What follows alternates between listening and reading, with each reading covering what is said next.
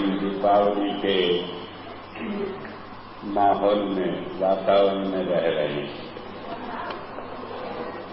दीपावली का माहौल है कि हम ये उत्सव मना रहे हैं जब अंधकार से निकलकर हम प्रकाश में आते, एक छोटा सा दीपक जलाकर, और सब लोग जानते हैं कि ये कार्तिक मास की अमावस्या वर्ष का सबसे अंधेरा दिन होता है, और उस रात में हम एक दीपक जलाकर ये खुशी मनाते हैं कि हाँ, हम अंधेरे से प्रकाश की ओर जा रहे हैं, अंधेरे से छुटकारा पा रहे हैं। पूर्णमासी को, जो कि आज से 15 दिन बाद आएगी, जिसे गंगा स्नान की पूर्णमासी कहते हैं, जो कि वर्ष का सबसे शुभ दिन होता है, क्योंकि गंगा वो धारा है जो हमारे अंतर में बहती है, और उसमें पवित्र होकर जब हमारे जीवन में प्रकाश ही प्रकाश आ जाए, हमारे अंग अंग से प्रकाश फूटने लगे, तब वो कार्तिक की पूर्णमासी है। लेकिन उस रात में हम दिया जलाकर खुश नहीं होते। कारण ये है कि हमारे जीवन में वही दिन सबसे अच्छा है जिस दिन हम गुरु की शरण में जाते हैं। वही घड़ी सुलक्षणी है जब हम करोड़ों जन्मों में धक्के खाकर किसी संत की शरण में जाते हैं, और वह हमारे अंदर इस अंधकार से भरे हुए जीवन में एक प्रकाश की किरण फूंक देता है, दे देता है, और उस किरण को पाकर हम ये उम्मीद लगाए बैठे रहते हैं कि हमारे जीवन में प्रकाश आएगा और हम अपने लक्ष्य को, परमात्मा को प्राप्त करेंगे। होता यह है कि जब प्रकाश आता है तो जन्म जन्मांतर के अंधकार को मिटाता है, और ये इतना काम आसान नहीं होता। ऋषि मुनियों ने हजार हजार साल तपस्याएं की, कई सुंदर स्त्री, कई जीव का स्वाद, कई दूसरी इंद्रियों के रसों भोगों में बढ़कर सारी जिंदगी की तपस्याएं उनकी बर्बाद हो गई। तो ऐसे में हम भूल के पुतले बने हुए मनुष्य ये कल्पना करें कि हमारे अंदर एक चिंगारी जो प्रकाश की संत ने रख दी, उससे जन्म जन्मांतर की पाप कट जाएगी, तो एक शादी हमारी भूल है। तो इस भूल से हमें निकालने के लिए और काल के चंगुल से निकालने के लिए संतों ने एक तरीका अपनाया कि काल तुम अपना खेल खेलते रहो, लेकिन मेरा कोई जीव 4 जन्म से ज्यादा इस संसार में भटकेगा नहीं। मर्यादा बांधी, हजारों, लाखों, करोड़ों, अरबों जन्मों में जो काम नहीं हो सका, वो संत ने मर्यादा बांधी कि 4 जन्म के अंदर हो जाएगा। इतना मुश्किल है ये काम कि संत दया धार कराते हैं, अपनी नजर से दुनिया को उभार देकर उन्हें सत्संग तक ला देते हैं। एक कणी, एक नजर, एक पलक भर देखने से पलक के झपने के समय तक देखने से वो जीव को लाखों करोड़ों जन्मों के पापों से ऊपर लाकर सचखंड का अधिकारी बना देते हैं। सत्संग में मैंने कई बार बताया कि बाबा सावन सिंह जी महाराज का खां साहब ने एक झलक भर दर्शन पा लिया तो अंत समय में सदगुरु से लेने आए। क्या मायने रखता है गुरु लेने आए कि उसे मोक्ष मिलेगी, उसे जन्म द्वारा लेना नहीं पड़ेगा। तो संतों की दया मेहर का में अंदाजा नहीं, लेकिन इस सब दया मेहर के रहते हुए भी कई बार हम अपने कर्मों के कारण संतों की नजर से गिर जाते हैं। मुझे याद है दुनिया में इतना दयालु संत नहीं आया जितना संत के पास सिंह महाराज। मैंने जीवन में ऐसा व्यक्ति सोचा भी नहीं। एक नजर से दुनिया की कितनी बड़ी भूलें बख्शकर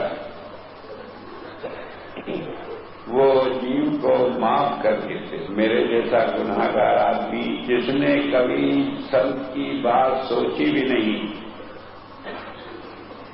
जो आर्य समाज के उस वातावरण में पला था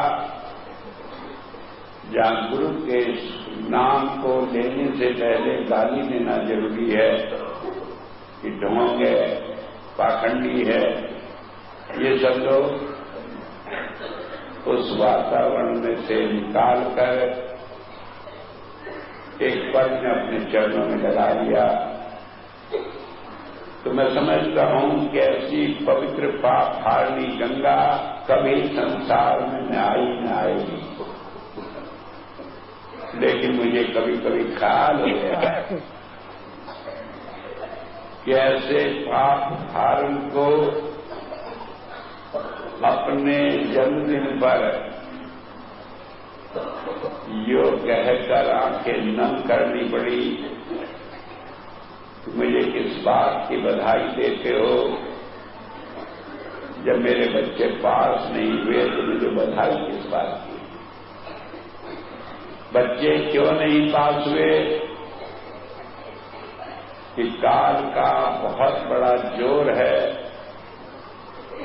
अंधड़ है। ये वो जमाना है कि जहां मां जैसी पवित्र देवी को लोग उल्टा बोलते हैं, गालियां निकालते हैं, बुरा भाव रखते हैं। जहां पिता जैसे व्यक्ति को जो सारे जीवन भर त्याग और तपस्या से बच्चों का पालन करता है, हम लड़ते हैं, झगड़ते हैं, मुकदमा करते हैं। और बात छोड़ दीजिए, जो मां जैसी पवित्र देवी को, स्त्री जैसी महान देवी को, जो बनी ही जीवन में दूसरों के मदद करने के लिए, प्यार देने के लिए, उसे भी बुरा भाव रखते हैं। तो काल का चक्र बड़ा जबरदस्त। तो ऐसे में जब मैंने उनके वो शब्द सुने, मैं रो उठा। कहने लगे काल कितना पावरफुल है कि जीवों को बहला देता है और उन्हें फंसा देता है। मैंने कसम खाई थी कि अगर मुझे ये मौका मिला तो मैं देखूंगा कि मेरा एक भी जीव काल के चक्कर में फंसे नहीं। काल चाहे परमात्मा ही क्यों न हो, मैं उसे इस दुनिया में उसकी हुकूमत चलने नहीं दूंगा। और इसलिए जब मुझे मौका मिला और हुजूर ने कहा कि तुम्हें काम करना है, तो मैंने एक ही शर्त रखी कि हुजूर ये दया कर दें कि जो मेरी साथ जुड़ा है उसे मोक्ष मिले, उसे दोबारा जन्म न देना पड़े। और हुजूर ने वो बात मानी। मैं काल से लड़ने की ताकत कहां से पाया? उसी दरिया बिन संत से।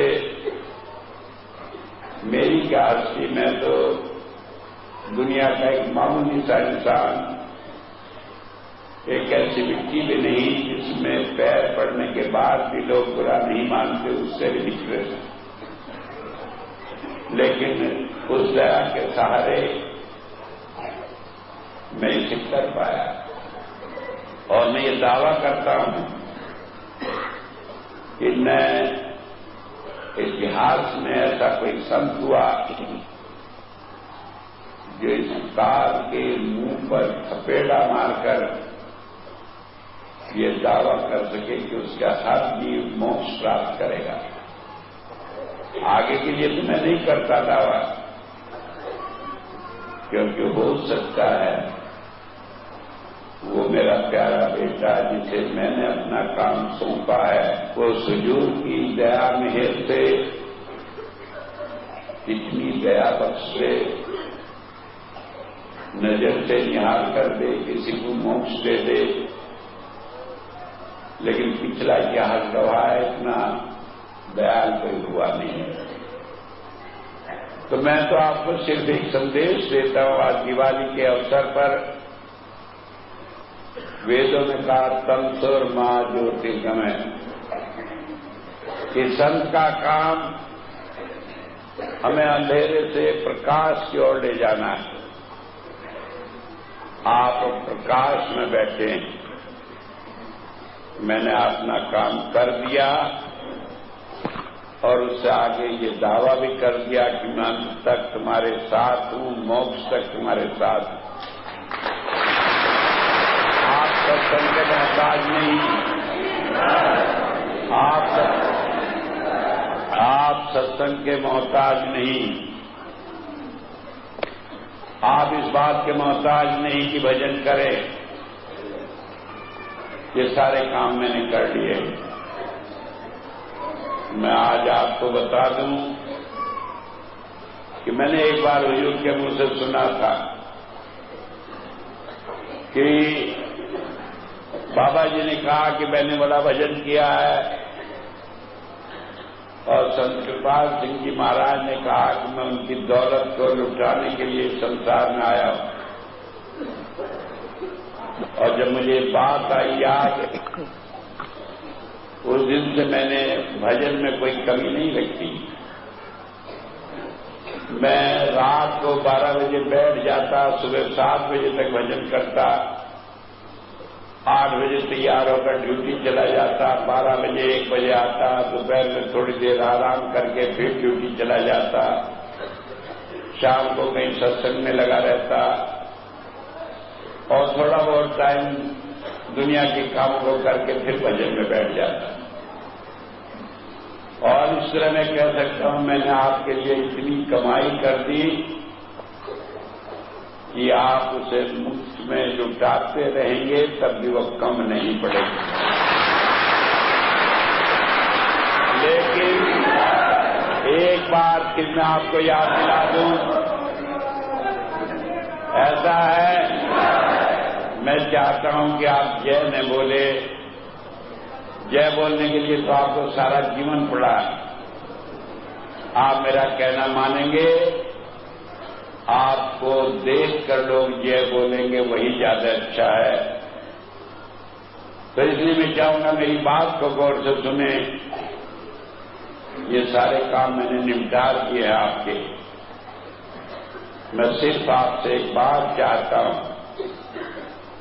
तेरी चिंता मैं मनधारी, तू अचिंत होकर क्या रहा कि तेरी सारी परेशानियां मैंने डाल दी। तुम सारी चीज भूलकर केवल मुझसे प्यार करो। कई आदमी कहेंगे कैसे प्यार करें, मन बड़ा खराब होता है। क्यों खराब होता है कि लोगों ने दावे किए कि हमारे संत है स्वामी जी, 13 तारीख को रात को शरीर छोड़ देंगे। लोगों ने शर्तें लगाई उसके ऊपर,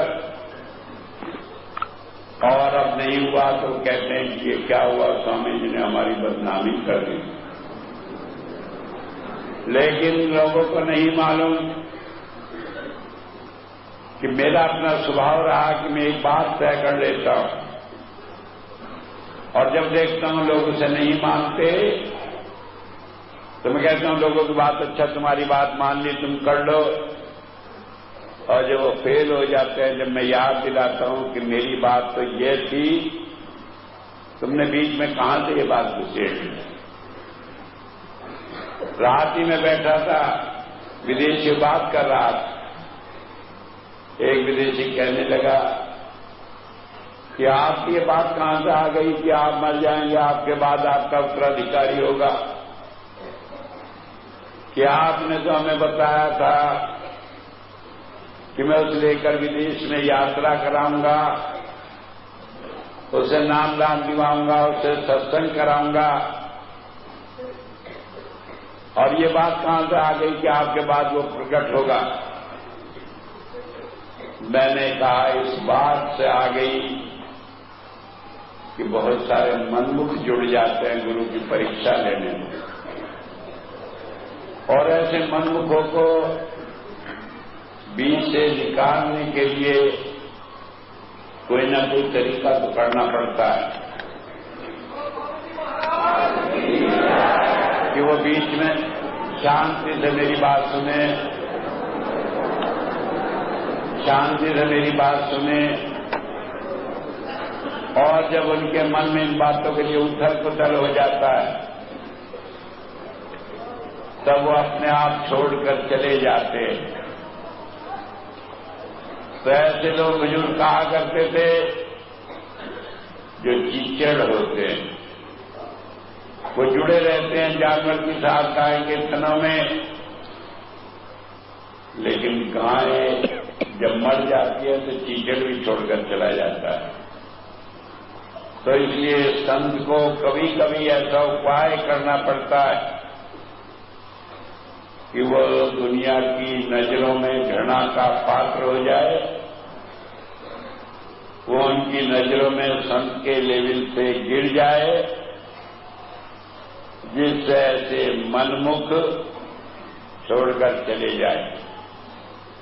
क्योंकि एक भी मछली सारे तालाब को गंदा कर सकती है।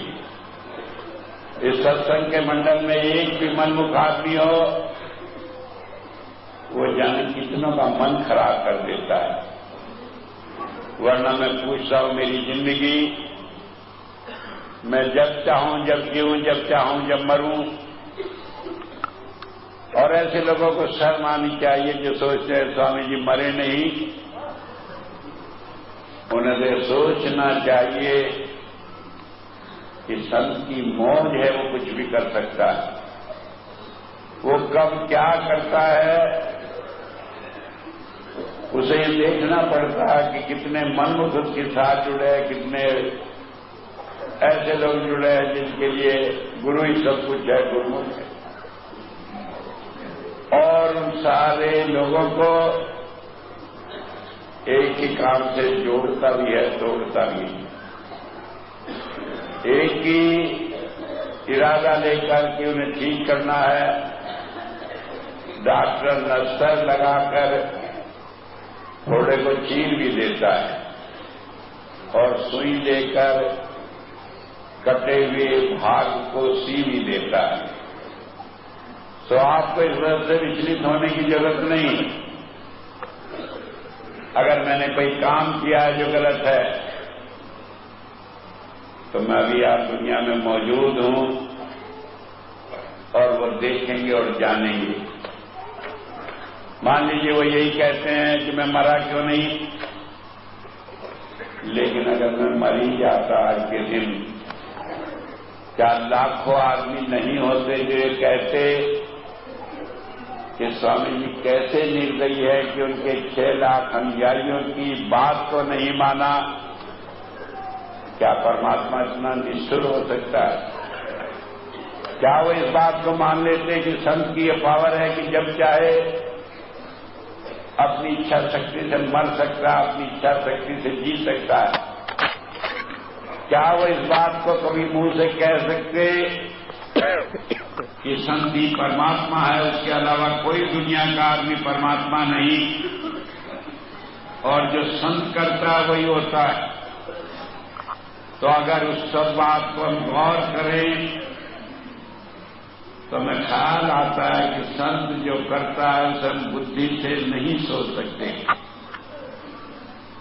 हम तो सोच सकते हैं, समझ सकते हैं, तो तभी समझ सकते हैं जब हम अपना ख्याल उसके साथ जोड़े रखें।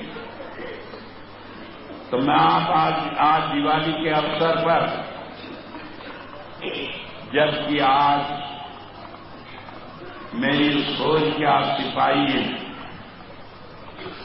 जिनके ऊपर ये काम नहीं कि वो मोक्ष प्राप्त दिया है, जिसकी जिम्मेदारी है कि वो हजारों लाखों अंधेरे बुझे हुए जीवों को रोशनी भी दे। और इसलिए आप अपने उस प्यार को, विश्वास को दृढ़ रखें जिसके कारण आप पार हुए, जिसके कारण आप इस स्थिति को पहुंचे हैं। दुनिया कुछ भी कहे, आप केवल एक बात कहे कि अगर हमें इतनी समझ होती कि संत क्या है, तब तो हम जानते कि उन्होंने सही किया या गलत किया। हमें तो केवल एक समझ है कि जो संत करता है वो ठीक होता है, दूसरा कुछ होता ही नहीं। आप पड़े भाग में, आप जाए पाप में, हम इस पाप में नहीं पड़ना चाहते कि ये सोचे कि संत कभी गलती कर सकता है। कारण यह है कि कोई सारी दुनिया खुश नहीं कर सकता। और इस बात से कि आपके मन में ये सारी बातें न आए, मैं आपको 2-3 बातें बताकर अपनी बात को समाप्त करूंगा। सारा कुछ विश्वास होते हुए भी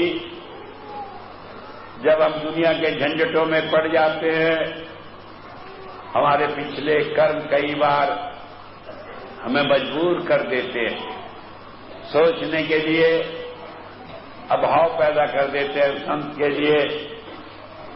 इसीलिए मैंने बड़ा सोच समझकर मिश्री का प्रसाद रखा कि वह आपके लिए जीवन पर्यंत है। और जीवन पर्यंत इसलिए है कि जब भी कोई बात हो, आपका मन खराब हो, आप उसका एक दाना अपने मुंह में रख ले, वो रामबाण है। और आप उसमें जब चाहे मिलाते रहे, सारी जिंदगी वही असर रहेगा। मैंने एक सिक्का रखा अक्षय कोष से निकालकर, जिससे ये रहेगा कि आपको इस दुनिया में रुपए पैसे की दिक्कत नहीं होगी। पहले चांदी का सिक्का रखा कि आपकी जरूरतें पूरी होंगी। अब चांदी से चांदी बनती है, सोना बनता है लोहे से जब पारस का संग हो जाए। तो इसलिए मैंने अक्षय कोष का सिक्का रखा आपके सामने। पहले कहा कि आपकी जरूरतें पूरी होंगी, और ये अगला स्टेप है कि आप धन धान से परिपूर्ण होंगे। आपको पैसे की कभी कोई सोचना भी नहीं पड़ेगा। लोग आते हैं मेरे पास, कहने की चांदी का सिक्का दे दो जी, ये तो लोहे का है। मैं कहता हूं कितना ना समझ है ये आदमी कि ऐसी चीज देता है जिससे चांदी से चांदी बनेगी, ऐसा चीज को इंकार करता है जिससे लोहे से सोना बनेगा। क्योंकि जब वो सिक्का उसमें बंद है तो वो तो आपके लिए कुछ भी मायने नहीं, सिवाय इसके कि वो धन दौलत आपको देता रहे। अब चाहे वो लोहे का दो, चाहे चांदी का दो, आपके लिए तो समान है। लेकिन अगर मैंने ऐसी बरकत की चीज रखी कि चाहे वो लोहा ही है, चाहे वो कूड़ा ही है, चाहे धूल मिट्टी ही है, कि उससे आपको सारी जीवन में धन धान भरा रहेगा, तो आप इसको चक्र में न पड़े कि चांदी का सिक्का अच्छा होगा। तो इसलिए आप ध्यान रखें कि हर हालत में उसे अपने घर में रखें। और तीसरी बात, आपका ध्यान गुरु से जुड़ा रहे। तो इसलिए जरूरी है कि आप वो फोटो भी रखें जिसमें आपको गुरु का दर्शन होता है। मुझे याद है, मैं आर्य समाज में पैदा हुआ और जब हुजूर का फोटो घर में लगाया, मेरे अपने पिताजी सारी जिंदगी भर मुझे कहते रहे तुझे और नहीं मिला, सिख भी गुरु मिला। मैं अपने पिताजी का इतना सम्मान करता था कि कभी भी मैं उनके सामने बोला नहीं हूं। शादी हो गई, इंजीनियर हो गया, बड़ी मान प्रतिष्ठा। एक दिन शामली में था, पत्नी कहने लगी शनिवार चले। मैंने कहा चलें, बहुत मन से तैयारी कर ली। पिताजी से कहा कि पिताजी शनिवार जाना चाहते हैं। कहने क्या करेगा वहां जाकर, क्या वहां देखेगा। मैं चुपचाप आकर पत्नी से कहा कि मैं शनिवार नहीं जाऊंगा, क्योंकि मैं पिता की आज्ञा का उल्लंघन करने की सोच नहीं सकता। और वो चुप हो गई। और मालूम से एक औरत के नई नई शादी हो, इतनी बात उसका पति न माने, लेकिन वो मान गई। लेकिन उस पिता की आज्ञा को सारी जिंदगी ठुकराया। जब वो कहते रहे कि ये सिख गुरु है, मैंने कहा मुझे दौलत इससे ही मिली है, यही गुरु है। और कम से कम 15 साल तक जब भी मैं घर आता, रात को 3 बजे उठाकर बातचीत करने लगते, 7 बजे तक बहस करते। और आखिर में हुजूर की दया हुई, उन्होंने नाम लिया, उन्होंने संत कृपाल सिंह जी महाराज को माना कि हाँ वो संत है और मेरा बेटा सही है, मैं ही गलती बरता। तो मैं आपको एक बात बता दूं, आपका अगर गुरु पर विश्वास है, आपको हर संकट की घड़ी में निकाल लाता है। तो मैं कह रहा था कि आप अपने गुरु की तस्वीर अपने घर में रखें। दुनिया कुछ भी कहे, आपको शर्माने की जरूरत नहीं। अगर किसी वक्त लगे कि आप उस वक्त शर्मा रहे हैं, गुरु आपकी मदद करेगा, आपको मान सम्मान दिलाएगा, आपको उसके नाम के ऊपर इस संसार में कहीं भी अपमानित नहीं होना पड़ेगा। इसलिए मैं कह रहा हूं, 3 बातें आपको बताई और मैं चाहूंगा तस्वीर तो आप जिंदगी में रखते रहे। लेकिन होता है कि आज प्रधानमंत्री काम करने नहीं आता, उसके नीचे जो काम करता है उसे हम प्रधानमंत्री से काम निकलवाने का साधन समझते हैं। तो इसलिए आप वो तस्वीर रखें जिसमें मेरे साथ देवेंद्र भैया भी हो, क्योंकि वो महसूस करेगा कि आप उसे मेरा प्रतिनिधि समझते हैं और आपके हर काम को मेरा काम समझकर करेगा। आपकी सारी दिक्कतें हल हो जाएंगी। मैंने 3 बात बताई, प्रसाद रखे, बीमारी में हारी में सारी बातें दूर होंगी। सिक्का रखे, दुनिया की धन दौलत की, आज दिवाली पर जिस लक्ष्मी की हम पूजा करते हैं, वो लक्ष्मी आपके चरणों की दासी होकर रहेगी। और वो तस्वीर रखे कि ये मन जिसने सारी दुनिया को नचाया है, इस काल को वो बेच कर रखता है। मुझे अपने अनुभव है, विदेशों में छोटे छोटे बच्चे जो कि काल की वजह से नाइट मेयर से रात में स्वप्नों में डरते हैं, दूसरी बातें होती है। मैंने खाली एक तस्वीर उनके तकिए के नीचे रख दी और वो सारे झंझटों से मुक्त हो गए। ये सोचने की बात नहीं है, हमारे कल्पना करने की बात नहीं कि तस्वीर में क्या रखा है। तस्वीर में कुछ भी नहीं रखा, 1 पैसे का कागज है, आप उसे इस काम में भी नहीं ले सकते कि उसमें जलेबी रखकर खा लेना। लेकिन उसमें ताकत कहां से आती है? गुरु के आशीर्वाद से, उसका आशीर्वाद है इसलिए आती है। तो इसलिए रखेंगे। कई आदमी सोचते हैं स्वामी जी ने पैसा बनाने के लिए बात कर ली। मैं आपको एक बार फिर याद दिला दूं कि हो सकता है 1-2 लाख इकट्ठे हो जाए इससे, लेकिन मुझे अभी भी 50 लाख रुपए साल की किताबों की रॉयल्टी मिलती है। पैसे की बात मैंने नहीं सोची। जब भी मैंने सोचा कि आपसे पैसा लूं तो इसलिए सोचा कि आप सेवा दें और जो भजन की कमी है वो सेवा से पूरी हो जाए। आप भूल कर भी ये मत सोचें कि पैसा इकट्ठा करने के लिए ये है। पैसा तो सच पूछो,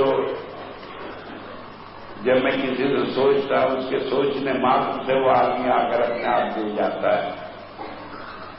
ऐसी ऐसी घटनाएं हुई हैं। मैंने सोचा ये आदमी 1 लाख रुपया दे और बिना कहे वो जाकर जबरदस्ती देगा, तो आप अपने मन में कोई बुरा ख्याल न लाए। और अगर जो आप ये सोचते हैं कि मैं पैसा इकट्ठा करने के लिए ये सारी बातें कर रहा हूं, तो फिर भी आप भाग्यशाली है कि गुरु ने आपसे कुछ चाहा और आपको ये मौका मिला कि आप दे सकते हैं, इसलिए सोचे नहीं। तो ये ध्यान रखेंगे। जब मैं कहता हूं मेरा कहना मानो, प्यार करो, जो मैं कहूं उसे कह मानते चले, और आप देखेंगे कि आपके सारे काम इस तरह हो जाएंगे जैसे मक्खन से बाहर निकल जाते हैं, पता ही नहीं लगता। इतनी बात कहकर ही मैं आपको बधाई देता हूं और मैं ये दावा करता हूं कि जो कहना मानेंगे वो मक्खन से बाल की तरह बिना कष्ट के संसार में सारे काम करेंगे, और जो कहना नहीं मानेंगे काम तो उनका भी बनना है। मैं वो संत नहीं हूं जो हार मानकर बैठ जाऊं। बस फर्क इतना है कि उनके साथ रगड़ा रगड़ी में थोड़ी घिसल मुझे भी लगेगी, थोड़ी उन्हें भी लगेगी, लेकिन काम तो इसी रास्ते होना है। तो इसलिए मैं आपको ये संदेश देता हूं कि एक छोटी सी बात से कि आप कहना माने, आप दुनिया का उतना बड़ा काम कर लेंगे जो आज तक कोई कर नहीं पाया। और इसके साथ ही मैं आपको धन्यवाद देता हूं कि आपने मेरी बात मानी, मेरी आवाज को सुना, और मैं याद भाग्यशाली हूं कि मेरे गुरु के उस दर्द को जो मैंने 1973 में उनके मुंह से सुनकर महसूस किया था, मैं उसे मिटा दिया है। और मैं तो नतमस्तक हूं चरणों में कि उन्होंने दया की कि मेरे जैसा निकृष्ट आदमी उनका प्यारा बेटा बनकर इस काम को किया। और आप लोगों का भी धन्यवाद है कि आपने मुझे इस काबिल बनाया कि मैं कह सकूं कि मैंने अपने गुरु की बात को पूरा कर लिया। बात समझ में आज से मैंने अपना जीवन मानव सेवा के दूसरे कार्य के लिए लगाया है, लेकिन मुझे परवाह नहीं, दुनिया कुछ भी कहे, मैं फिर भी आपके लिए हूं, हर घड़ी रहूंगा। ठीक है, सत्संग करने का अधिकार मैंने दूसरे को दिया, वो मेरे से ज्यादा अच्छा सत्संग करके प्यार करके तुम्हें रखेंगे, लेकिन आपकी अगर इच्छा होगी, आपका मन है, तो मैं उसे भी कभी कभी देता रहूंगा। मैं आपके मन को छुड़ाऊंगा। मैंने निश्चय किया है कि मुझे सारे काम के लिए विदेश में रहना पड़ेगा, लेकिन मैं उसे रहते हुए भी कोशिश करूंगा, जो समय निकाल सकूं निकालूंगा। आप कोई चिंता नहीं करें, आप ये मत सोचे कोई हालत बदल गई है। ठीक है, मेरा प्यारा बेटा आपके लिए काम करेगा मेरा, लेकिन मैं आपको यूं भी नहीं कहने दूंगा कि मैंने दूसरे के ऊपर छोड़कर लापरवाही कर दी, आपका ख्याल नहीं किया। अब मैं चाहूंगा सारी बातें के बाद क्या अवसर मिला है कि आप सब लाइन में मिलकर बड़े आराम से प्रसाद ले जाएंगे, मिश्री का प्रसाद जरूर ले जाएंगे, लड्डू ले जाए, दूसरी चीज ले जाए, वो अच्छा है। महीने 2 महीने काम देगी, जीवन भर के लिए। सिक्का जरूर ले जाएंगे और तस्वीर जरूर ले जाएंगे कि आपके घर में रहे। मैं कोशिश करूंगा, जिनका मन है मेरे साथ, मैं फोटो खिंचवाता रहूंगा, चाहे मुझे 10 दिन लग जाए। मैं किसी को निराश नहीं करूंगा। मैं चाहूंगा, कोशिश करूंगा कि वो भी फोटो, देवेंद्र भैया भी फोटो खिंचवा लें आपके साथ। मैं जानता हूं कितना मुश्किल काम है। आजकल पिछले 40 दिनों से सुबह 5 बजे तक से और रात को 8-9 बजे तक 1-1 मिनट लगाते हुए, बिना आराम की परवाह किए हुए, इस बीच में कई बार मौका ऐसा मिला कि रोटी खाने के लिए भी समय नहीं था। मुझे परवाह नहीं, और मैं आपको यकीन दिलाता हूं कि देवेंद्र भैया भी ऐसे ही करेंगे। तो अगर कोई चाहेंगे फोटो खिंचवाना, मैं चाहूंगा, लेकिन फिर भी सारी जिंदगी पड़ी है, आप तो कभी भी आकर फिर खिंचवा सकते हैं। तो मेरे जैसे पकड़ के साथ वो खबर नहीं किधर निकल जाए फिर दोबारा। अगर आपसे जल्दी है तो मैं टाइम पूरा देकर खिंचवाऊंगा फोटो, लेकिन फिर भी बना बनाया फोटो है, देवेंद्र भी है, मैं भी हूं, उसे ले जाएंगे, आधी समस्या तो आपके हल हो जाएगी।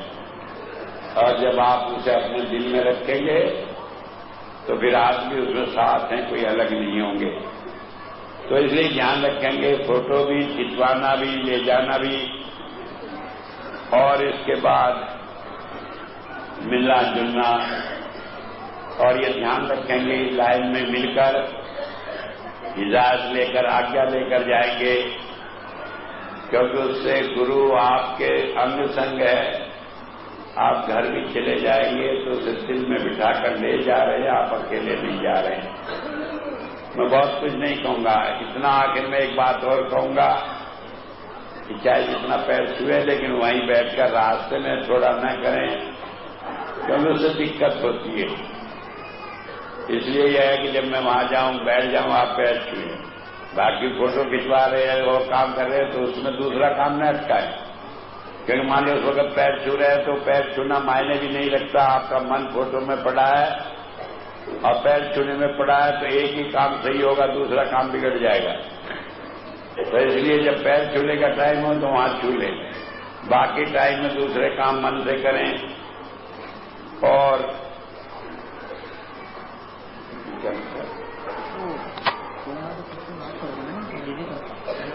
एक बात मैं और बता